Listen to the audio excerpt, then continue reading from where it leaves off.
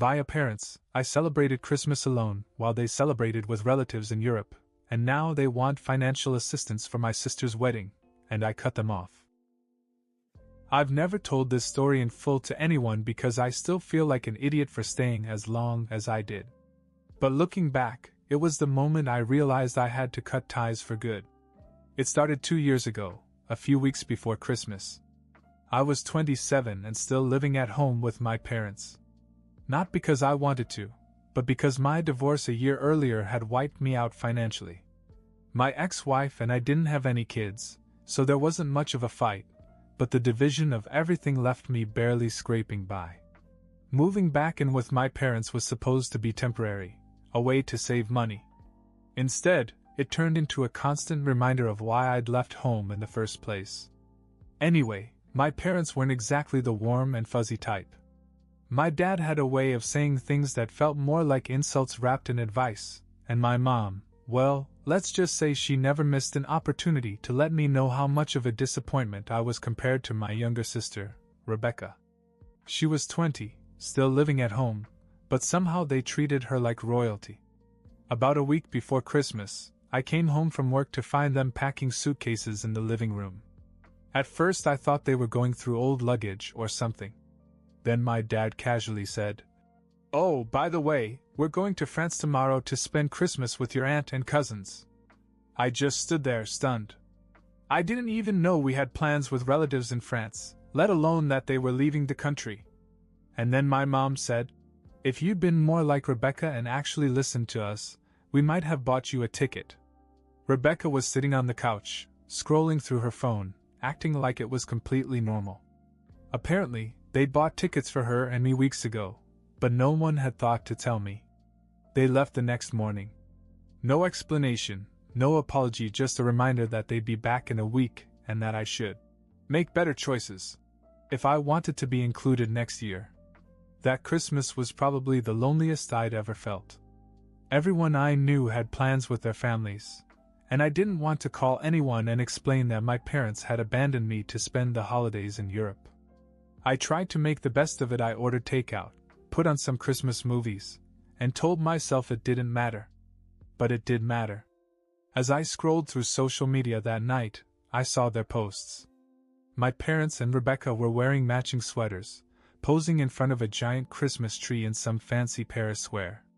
There were pictures of them at my aunt's house, laughing over a huge dinner, and my cousins tagged them in stories about how amazing everything was. The kicker? They hadn't posted a single picture with me in years, but they sure looked like the picture-perfect family when I wasn't around. After Christmas, they returned just before New Year's.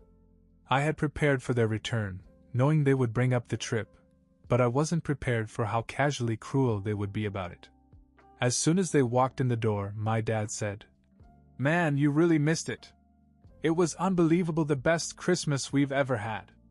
My mom added, "If you'd stop being so stubborn and actually take our advice, maybe you could have been a part of it. We're trying to help you." Rebecca didn't say much, but she grinned when my mom spoke. It was enough to set me off, but I bit my tongue. I didn't want to give them the satisfaction of seeing how much it bothered me. A day or two later, it was like they'd forgotten the whole thing. Then, out of nowhere, they sat me down at the kitchen table. My dad leaned over and said, "We need your help with something important." The thing is, this wasn't the first time they'd come to me for money. Living with them, I saw how reckless they were, always spending on unnecessary things while pretending to be struggling. But this time it wasn't for them. "We need you to help pay for Rebecca's wedding," my mother said. This took me by surprise. As far as I knew, Rebecca wasn't even engaged.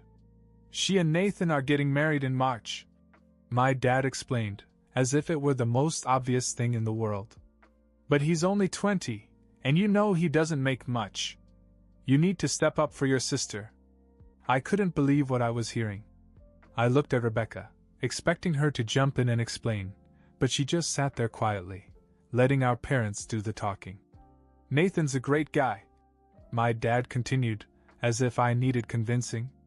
"He's young, sure, but he has potential. They're planning a small wedding, nothing crazy, but it's still going to cost more than they can handle right now. And it's not like you have a family to worry about, my mother added, as if that made it my responsibility. I sat there, trying to take it all in.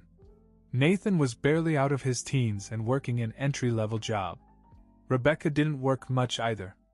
They wanted me to cover their wedding because, apparently, I had extra money since I was single. How much are we talking about? I finally asked. My mom smiled as if I'd just agreed to anything. Oh, not that much.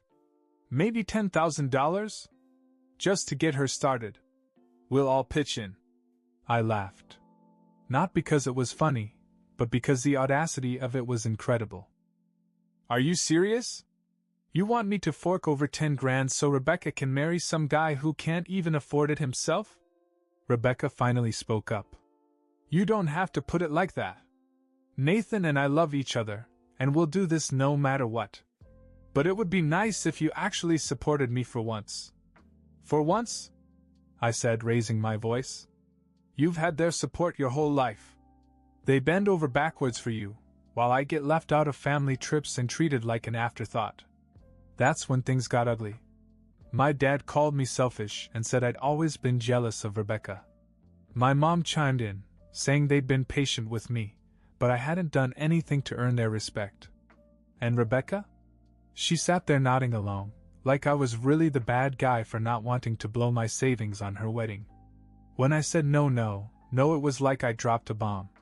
My mom started yelling at me about how ungrateful I was for everything they'd done for me. My dad called me a loser for still living at home. Even Rebecca, who'd been quiet most of the time, snapped and said something about how Nathan would never treat his family the way I treated mine. I didn't stay to hear the rest. I left the house and drove around aimlessly for hours, trying to calm down. When I returned that night, the tension in the house was unbearable. My parents barely spoke to me, and Rebecca wouldn't even look at me. That's when I made my decision. I had to get out, no matter what it took. The next few days felt like living with strangers. My parents stopped talking to me unless it was absolutely necessary. When they did, it was brief and passive-aggressive. Rebecca, on the other hand, acted as if I didn't exist. She came in and out of the house with her usual entitlement, occasionally dropping hints about how some people don't understand family loyalty. I didn't respond to any of it. I was too busy planning my escape. The truth was, I didn't have much saved. Between paying off debts from the divorce and trying to keep up with their constant requests for help, my bank account wasn't exactly thriving. But I couldn't stay in that house anymore. Living there felt like a slow suffocation. That week, I started looking for an apartment. I didn't care how small or rundown they were, I just had to get out. Then came the final straw. It was a Friday night, and I had just gotten home from work. My mom was sitting at the kitchen table, scrolling through her phone, while my dad was watching TV. Rebecca wasn't there. I thought maybe I'd get a quiet evening, but no such luck. Out of nowhere, my mom said, "You know, Rebecca told us that she feels like you don't even want her to be happy. You really need to think about that." I ignored her and went to my room, but a few minutes later my dad called me into the living room. He had this smug look on his face, like he was about to say something he'd been holding back for a while. "We've been talking," he said, "and we think it's time for you to start paying more rent. You've lived here long enough for cheap." I couldn't believe it. I was already giving them money for food and bills, way more than I should have, and now they wanted me to pay more? For what? I asked. "So you can spend it on Rebecca's wedding?" That set him off. He started ranting about how I was being selfish and how he'd been more than generous in letting me stay after my divorce. My mom jumped in and said they had raised me wrong if I couldn't see the value of supporting my family. It all came out then, the resentment, the years of feeling like I was always second to Rebecca, the way they constantly manipulated me into giving them money or doing what they wanted. I told them I wasn't their ATM, and I wasn't going to keep sacrificing my own life for their bad decisions. My father called me a loser again. My mom told me I was pathetic for being so bitter. And when I looked at Rebecca, who'd just walked in, she smiled and said, "Good luck out there. You'll come crawling back." That was it. That night I packed a bag and stayed in my car. That night in my car was miserable, but in a strange way it was also freeing. I had no plan, no idea where I was going, but at least I wasn't in that house. I scrolled through apartment listings until I fell asleep, parked in a grocery store parking lot. The next morning I decided to go to a diner I used to go to when I was younger. It was one of those places where the coffee is terrible, but the regulars make it feel like home. I figured I'd sit there, collect my thoughts, and figure out my next move. While I was there, I got a text from my mom. "You need to come back and apologize. Your father and I will not tolerate this childish behavior." I didn't reply. 10 minutes later I got another text. "We gave you everything. Rebecca has always been the grateful one. You're lucky we put up with you as long as we did." This one stung, but I still didn't reply. Then, about an hour later, Rebecca texted me. "You left your laptop. I'm keeping it until you pay your share of the wedding." I almost laughed out loud in the middle of the diner. The audacity was unbelievable. My share? What was my share of a wedding I wasn't even invited to? But then it hit me, my laptop wasn't just for Netflix and bills. It had everything on it: work files, documents, even some of the freelance projects I was doing to make some extra cash. I couldn't afford to lose it. I decided to go back to the house, not to stay, but to get my stuff. I wasn't going to let them hold my laptop hostage. When I got there, it was worse than I thought. My mom was waiting in the living room with Rebecca, both of them sitting there like they were plotting something. My dad wasn't there, but I could hear the TV in the other room. "I'm just here to get my stuff," I said, walking straight to my room. Rebecca followed me and leaned against the doorframe. "Are you really going to throw a tantrum over this? Nathan and I are trying to start our lives and all you care about is yourself." I ignored her and started grabbing what I could. Clothes, books, my phone charger. But when I reached for my laptop, Rebecca grabbed it. "Not until you pay," she said. I stared at her, trying to keep my cool. "Give it back. Make me," she said, smiling like it was all a game. Just then, my dad walked in, clearly annoyed. "What's going on?" Before I could say anything, Rebecca said, "He's being a jerk about the wedding again." That was enough to set him off. He started yelling about how ungrateful I was, how I was a failure, how I'd never amount to anything.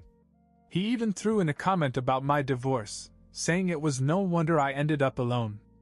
I'd put up with a lot from him over the years, but that crossed the line. "You know what?" I said, finally snapping. "You're right.